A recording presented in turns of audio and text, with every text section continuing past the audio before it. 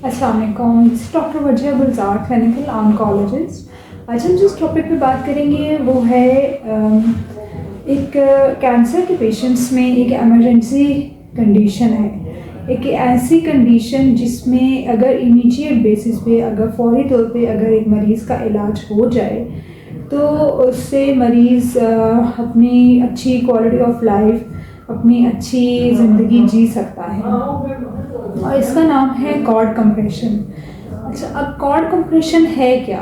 Cord compression basically हमारी जो रीढ़ की हड्डी होती है उस पर मरीज़ का पूरा बॉडी जो कंट्रोल होती है, एक बैलेंस मेंटेन होता है, जिसकी वजह से मरीज़ सीधा चल सकता है, सीधा लेट सकता है, वो उसे कॉर्ड कहा जाता है।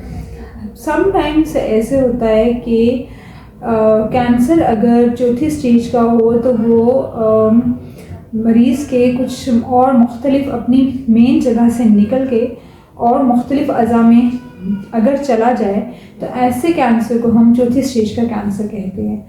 और अगर एक कैंसर मरीज़ की रीढ़ की हड्डी में या फिर उससे जो रीढ़ की हड्डी से जो नर्व्स निकल रही होती हैं, अगर उन नर्व्स में या उस रीढ़ की हड्डी में कहीं घुस जाए तो इसका मतलब है कि वो रीढ़ की हड्डी को वो कैंसर के वो वाले सेल्स वो उसे पिचका रहे हैं, उसे दबा रहे हैं, जिसकी वजह से नॉर्मल जो वेसल्स वहाँ से निकल रही होती हैं, जो नर्व्स वहाँ से निकल रही होती हैं, वो अपना नॉर्मल फंक्शन, अपना नॉर्मल काम नहीं कर पाती। फिर उसकी वजह से मरीज़ को मुख्तलिफ साइन एंड सिम्टम्स डेवलप होते हैं। अच्छा, हम सबसे पहले बात करते हैं ऐसे कौन से कैंसर हैं जिनमें के मोस्टली कॉर्ड कंप्रेशन या फिर रीढ़ की हड्डी का पिचक जाना मोस्टली प्रेजेंट करता है। सबसे पहले तो छाती के कैंसर में ऐसा मुमकिन है, या फिर इसके अलावा सीए प्रोस्टेट में, सीए लंग में, लिम्फोमा में, माइलोमा में। और अगर कोई भी कॉज ऑफ कैंसर ना मिले तो इसमें मोस्ट कॉमनली सस्पिशन होता है कि पेशेंट को गुर्दों का कैंसर ना हो, क्योंकि गुर्दों के कैंसर में मोस्टली पेशेंट प्रेजेंट ही स्टेज 4 डिजीज़ के साथ करता है।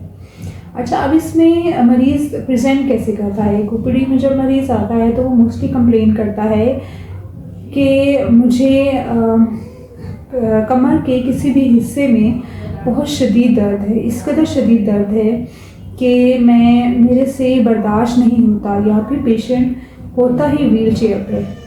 सम टाइम्स ऐसा भी होता है कि पेशेंट वो उस रीढ़ की हड्डी के दर्द को बर्दाश्त करता रहता है और टांगों में उसकी जान विद पैसेज ऑफ टाइम, वक्त के साथ साथ टांगों में उसकी जान ख़त्म हो जाती है।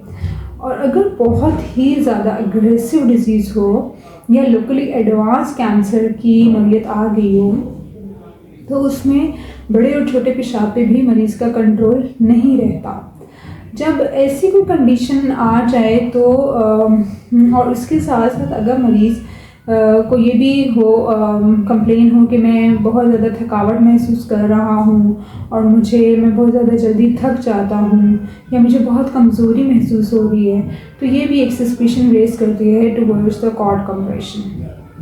अब इसका एक बहुत ही सिंपल सा एक टेस्ट है जो कि हम एमआरआई करवाते हैं होल स्पाइन का, पूरी रीढ़ की हड्डी का एमआरआई करवाया जाता है और उसमें एक कंट्रास्ट दिया जाता है। कंट्रास्ट देने का मकसद ये होता है कि पता चल सके कि जो कैंसर के सेल्स हैं वो किस कदर अंदर तक, रीढ़ की हड्डी के किस कदर अंदर तक जा रहे हैं या जा चुके हैं।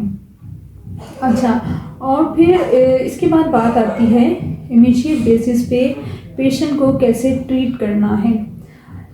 तो इमीडिएट बेसिस पे जब एक पेशेंट कॉर्ड कंप्रेशन के साथ आता है या उसके साथ प्रेजेंट करता है तो सबसे पहले तो उसे हाई डोज पेन किलर्स दिए जाते हैं ताकि एटलीस्ट उसका दर्द कम हो।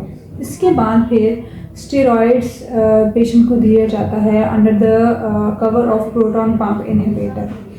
उसके बाद भी देखा जाता है कि एमआरआई की रिपोर्ट से देखा जाता है कि किस लेवल पे कंप्रेशन आ रही है, फिर उस कंप्रेशन के अकॉर्डिंगली मरीज़ को, उस लेवल की कंप्रेशन के अकॉर्डिंगली मरीज़ को ट्रीट किया जाता है। अब इसके जो तरीके हैं, ट्रीटमेंट के तरीके हैं, वो मेजर 2 तरीके हैं। या तो सर्जिकल कंसल्टेशन ली जाती है, सर्जन से रब्ता किया जाता है और उससे पूछा जाता है कि क्या ऐसे केस में, इस कंडीशन में सर्जरी पॉसिबल है या नहीं। अगर तो सर्जन कहे कि सर्जरी पॉसिबल है और इससे मरीज़ की क्वालिटी ऑफ लाइफ, उसकी बाकी की रोज़मर्रा की ज़िंदगी बहुत अच्छी इम्प्रूव कर सकती है, तो फिर सर्जरी को हम प्रेफर करते हैं। अदरवाइज़ इसमें शुआएँ लगाई जाती हैं।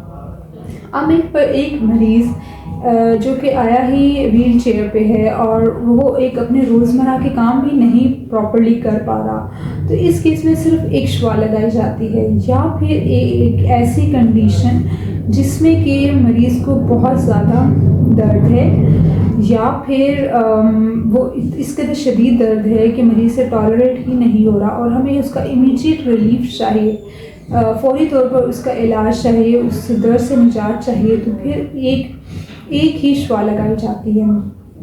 अदरवाइज़ इसमें 5 शुआएँ भी लगाई जाती हैं या फिर 10 शुआएँ भी लगाई जाती हैं।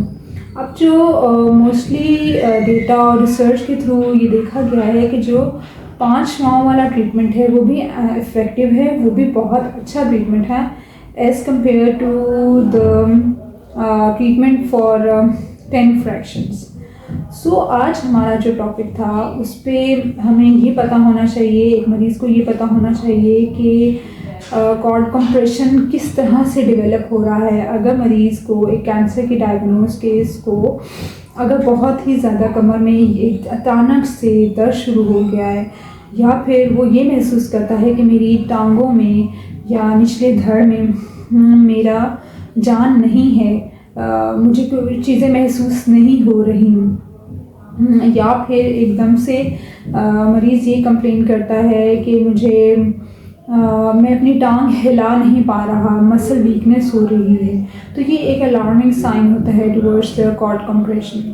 कॉर्ड कंप्रेशन सिर्फ तब ट्रीटेबल है अगर मरीज़ विदिन 24 to 48 आवर्स यानी 1 से 2 दिन के अंदर अंदर प्रेजेंट कर जाए, तो इसका ट्रीटमेंट बहुत अच्छा है। लेकिन अगर उसके बाद पेशेंट प्रेजेंट करता है तो इसमें इतना अच्छा फ़ायदा नहीं होता।